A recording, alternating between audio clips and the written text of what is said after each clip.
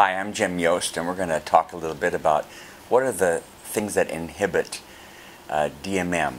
When we're just starting out and we've heard about this teaching and we're trying to start a DBS, find people of peace, sometimes it doesn't work the way that we're taught. And there's a few things that inhibit, and I want to talk about one in this time together. That's lack of obedience. Sometimes we hear the good DMM teaching and we hear it and we go out and do some of it, but we don't do it systematically, obeying one at a time, moving from step to step. That can kind of inhibit any success that we have. What I mean is, we get a first lesson about how to talk about God in everyday life, doing our Shema, telling people our statements that we hear and obey a living God. He's active in our lives. If we don't go out and obey that and start practicing that, then we're not allowed to go to the next lesson that talks about the heart of Jesus for the lost, and then about the Great Commission, and about how to do our 3-minute testimony, where we learn how to talk about how our life is changed through Jesus Christ in just 3 minutes. And then we go out and we tell that 5 times before we're allowed to come to the next training.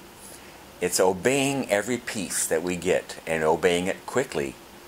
You're not allowed to go to the next step or the next lesson until you've obeyed the first lesson. And if we come into the DMM obeying quickly everything that we get, step by step, it will build a strong foundation. Just getting that whole idea that I can do this, that one step at a time. I'm not going to see a movement happen overnight. Nobody does.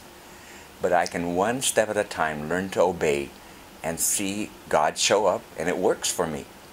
Sometimes we try to go really fast and let's start a DBS really quickly without learning to tell our Shema, without learning to do our 3-minute testimony, without learning to see people of peace and what they look like. If we just go right into DBS, probably we're going to fail.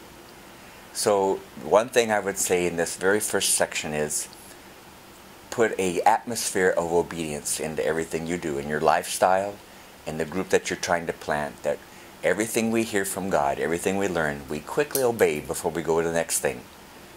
In Indonesia, we have a saying, you're not allowed to get the new word until you've obeyed the last word. So we just make this atmosphere that we're all here to obey. So that would be my first thing I'd share.